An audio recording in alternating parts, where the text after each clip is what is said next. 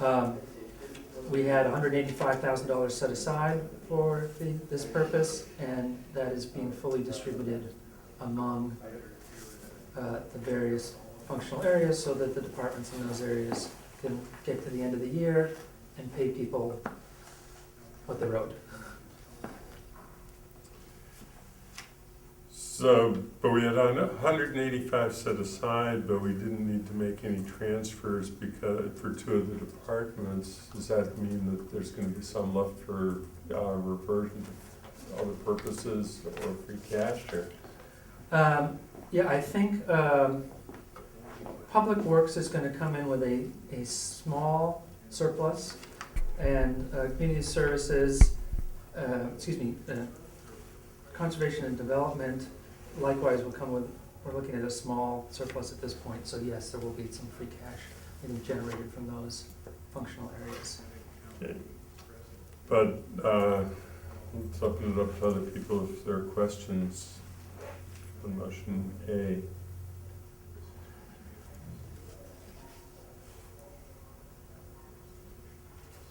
So, no other questions on the motion from the committee on the position would be appropriate. I move that we recommend Article 8. Motion A.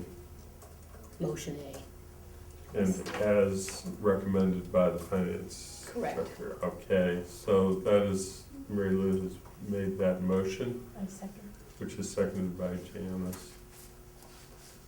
And the amounts are the amounts set forth in the motion, and I don't think they need to be repeated. Any discussion? Seeing no discussion, all in favor indicate by raising hands. Again, it's 6-0 with one member absent. B and C, I think we already took positions on. And so there's nothing further, I think, that we need to do. There's no new information that would cause us to have to amend or reconsider. We did take positions on Yeah. 29? Yes, and they're reflected in the finance committee Article 8. report. Eight. Sorry. C. 8, I'm misreading. 8 motions B and 8 motions C. Okay, sorry. Right. We have taken positions on. So I think that other than 29 and 30, we have now taken positions on all articles. And Articles 29 and 30, I believe, are both being heard by the select board this evening. And so I don't know if we want to have any brief discussion on it. My recommendation to the committee, but I certainly turn this to all of you, is that we plan on at least one more evening meeting prior to a town meeting session when we know what the select board recommendation is, and when we have, that's on 29.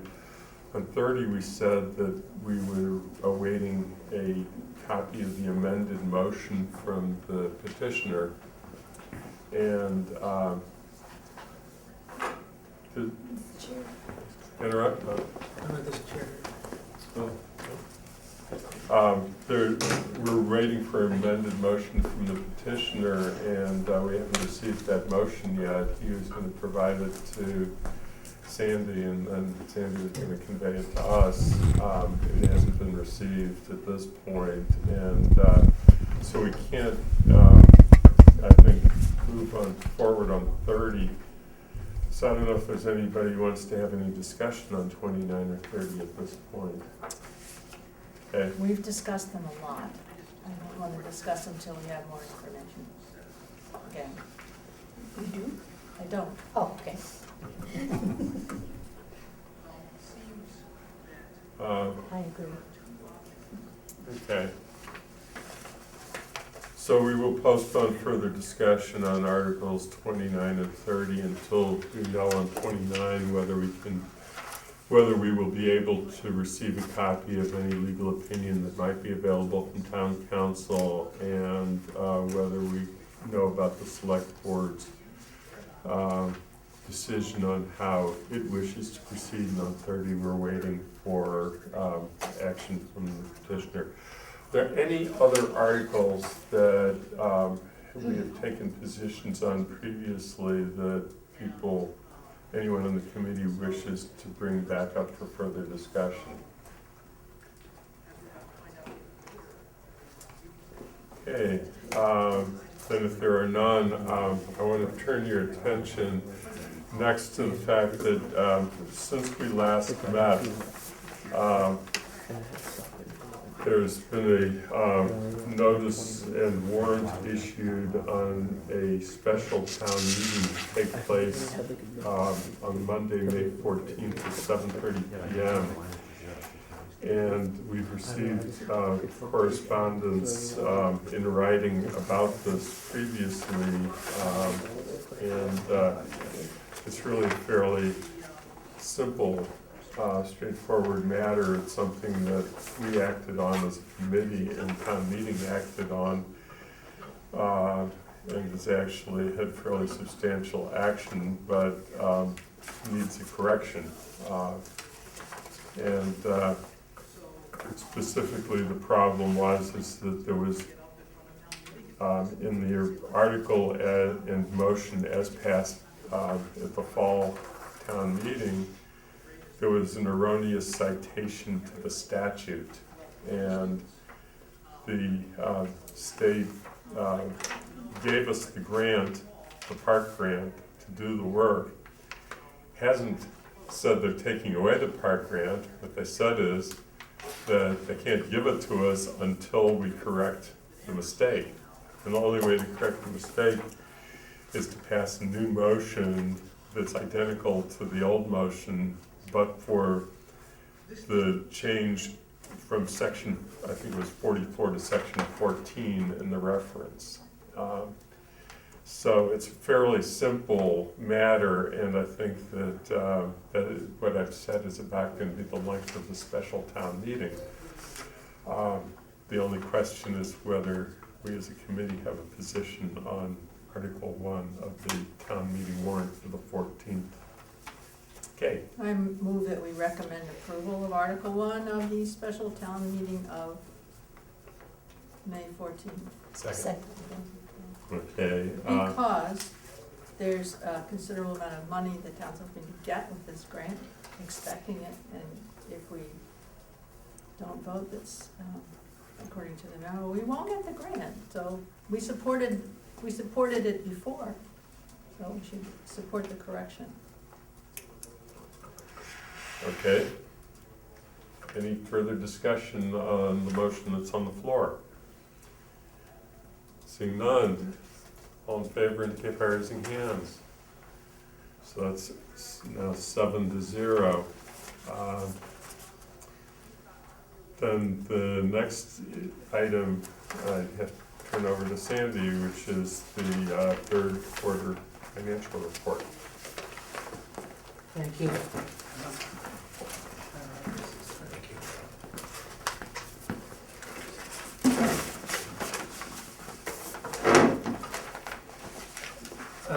So every quarter, the comptroller produces a report on our expenditures and revenue.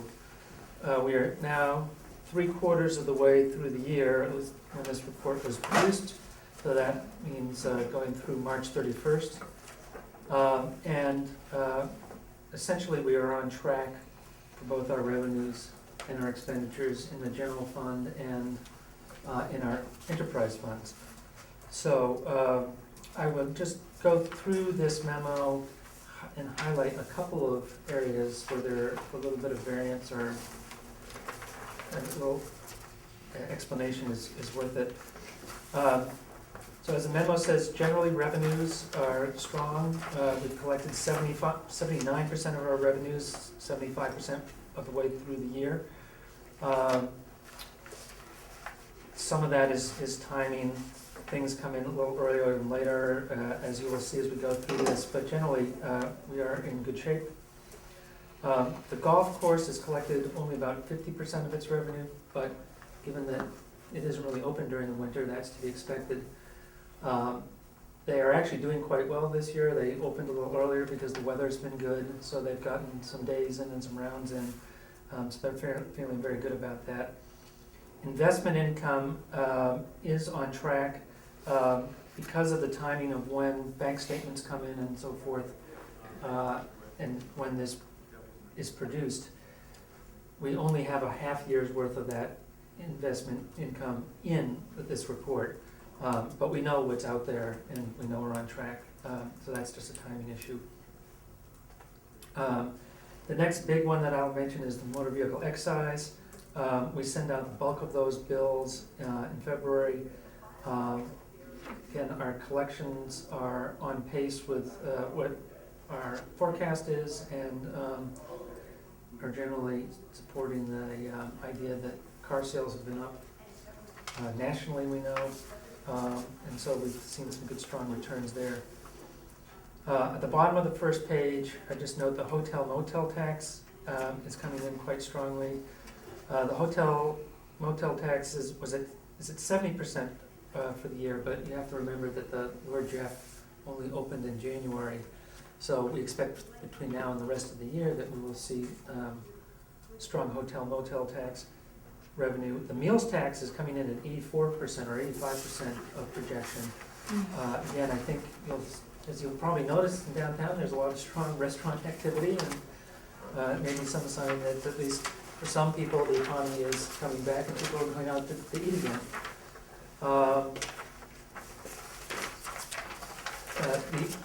On the next page, I would just note that our two other biggest accounts, property tax is on pace for where we expect it to be. Our collections are strong, and we've been getting our state aid payments on schedule, so those are right where they should be. On the expenditure side, we've spent slightly less than 3/4 of the budget, 73.64%. If you take out some things that are encumbrances, in other words, things that have been kind of locked up, because we know we'll expend them between now and the end of the year, but there are certain contracts that we put in place right from the beginning. If you kind of back those out, we've spent a little under 73% of the budget so far this year. There are two areas that are running ahead of schedule that are going to merit ongoing monitoring and may require us to come back for reserve fund transfers before at the end of the year. One is our legal expenses. Part of that is because we've had expenses related to our solar project that we've never had in any other year, and which we will not have in any other year. So that's sort of a one-time hit to that account. And the other is veterans benefits. Those, it's been interesting during the year. Sometimes they run ahead of schedule, sometimes they run behind schedule. It really depends on who shows up when for what services and what benefits. Right now, we do see that they are running back to running ahead. Again, our veterans agent has done a good job of identifying people eligible for services. Eventually, we will be reimbursed 75% of whatever we spend. But I just want to give you a heads up that we may need additional funds in that area at the end of the year. Everything else is pretty much on schedule. I won't repeat everything that's in the memo. Just note that employee benefits are running ahead of schedule, but a lot of that has to do with the fact that a major component of that is our pension contribution to the Hampshire County Retirement Board. We paid that in June, so the whole year's expenditure has already been accounted for. And in Public Works, I think we are on schedule to be where we should be. For the purposes of this report, the comptroller has allocated some of the Hurricane Irene and the October 2011 ice storm to outside accounts, to basically anticipated grant accounts. So we're trying to get a look at the rest of Public Works to get a feel for how their operations are going in accordance with their budget, and they are on schedule. So that's it for the general fund. In the enterprise funds, sewer, water, and solid waste are all on schedule for their expenses and their revenues. And I'm a little bit concerned about the revenues in the transportation fund. As I mentioned, when we did the mid-year report, we'd seen some lag in our ticket revenue and our meter revenue. Part of that had to do with, we had this new automated system and these new pay stations. And one of the things that the meter readers found is that their handhelds weren't always communicating. There'd be breakdowns in the internet signal. So we went back to our vendor who sold us the whole system and got them to change from AT&T to T-Mobile for the system that's communicating with those boxes that you see on the street, and those boxes then communicate with little handheld machines that they actually use to write the tickets. And if that internet connection goes down between those boxes in the street and the internet generally, then the handhelds they don't really work either, and they have to go through elaborate steps to try to figure out if somebody owes a ticket, and it just has slowed them down a lot. But we've gotten it fixed and it's all working well. So we expect to see that up and running and back to schedule for the rest of the year. With that, I'd be happy to answer any questions committee members have. Questions?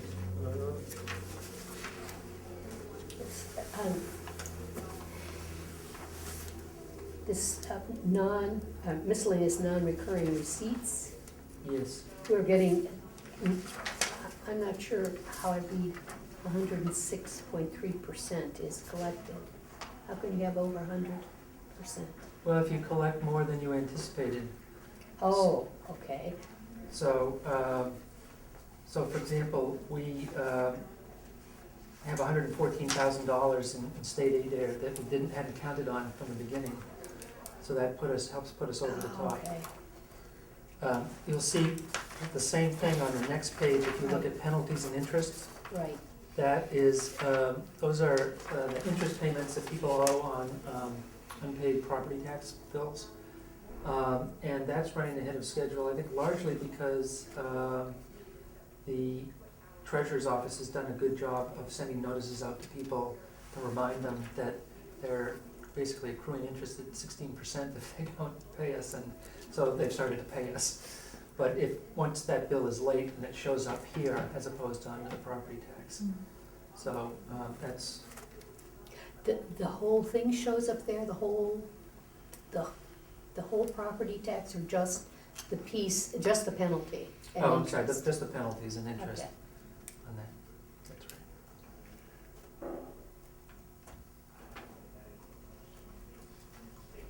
And the transportation fund problem that you just advised us about, is there any recourse against the vendor for the failure of the work? I don't think that's likely. I mean, I think they were making concerted efforts over this year to have things work, and they did try a number of different things, and I think it was just one of those things where they finally hit on a solution that worked. So I think, I don't know that we would have maybe theoretically we have a breach of contract, but quite frankly, I think working with them and having a good relationship so that they got the problem fixed was the most important thing for us. Okay. And the two things that you're talking about where there's likely to be a need to think about coming back to us to the reserve fund, is it likely that the sum total will still be within the amount that was previously allocated to the reserve fund by town meeting? Yes. Okay. Other questions?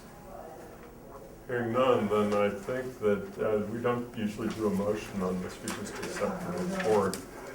And so thank you very much for providing it. It's always very useful, and convey our appreciation also to Sonia for for her role in providing the Oh, information. thank you for Yeah. saying that. I was gonna mention that Sonia and all the staff in the accounting office do a great job, and they have numbers that are accurate and reports that are readable, and those are two good things. Okay. There was one other thing I thought that I should have mentioned beforehand when we talked about reconsideration of any other articles as necessary, and that is that there's also the question of amendments that might arise during the course of discussion of any budgets. I think that we already know from our previous meetings with Ms. Graney about the Human Services Yeah. motion, that's Article 13, that she intends to first raise it as a motion to amend the Human Services budget. And what has been my interpretation is that unless we have had advance notice and have discussed it otherwise, that the assumption is that we voted the previous budget and that therefore a motion to amend is something that just by our previous action on the item that we've taken a position on and are therefore opposed to. So since we know that there's this one that is likely to arise, unless there's discussion from the committee to do something else, I am just going to treat it as an assumption that if that motion is made on the floor of town meeting, that the committee's position remains as previously voted, and we therefore oppose the motion to amend, and that's the rule of thumb that we would apply to any motion that we don't know about in advance. I didn't know if anyone wanted to comment on that. Just some more clarification. So we're at, she may, I mean, the article is there, correct? Yes. And so that's for up or down, we didn't recommend it. Now, what would an amendment, what type of amendment are we anticipating? Well, we passed a motion for community services Right. with an amount of money for community services. So she could add to And that. she is going, we are fairly certain, and this is based upon her prior statement to Right. the committee at a committee meeting, as well as to the select board at a select board meeting, where she is stating that in addition to the motion that would be under Article 13, which is to propose adding $66,000 for human services funding, that she will make a similar motion in the same amount to increase that budget by $66,000. And that's the only one at this point that we know about. As we know from prior experiences, there may be others that we don't know about. So the question that I'm just sort of raising is that if there are motions to amend, we really have already voted the line that we're supporting, and therefore I feel comfortable with the committee having taken as an assumption position that we do not support any motions to amend an amount that we previously recommended. So if there's no further discussion, I just wanted to leave it at that, but I wanted to point it out at a meeting. Okay, that haven't previously submitted. Any discussion? All in favor indicate by raising hands. So 7-0. And the second one, The second one is of April 12th, So moved. 2012, submitted by Janice. Those have been out again several times. yes. So, did you make a motion? Yes, so moved. Okay, Second. and Doug is second, and so has Mary Lou's made a motion. Any discussion or additional corrections? All in favor indicate by raising hands. So 7-0. So that takes care of the minutes. The next meeting, just for the sake of the public, We probably will not be meeting on May 2nd. And we do intend to meet next Monday, which I believe is the 6th, 7th. So, probably at 6:45. And any member reports? And I have no other business that I didn't know about. So, therefore the meeting is adjourned at 7:20, and thank you all, and we adjourn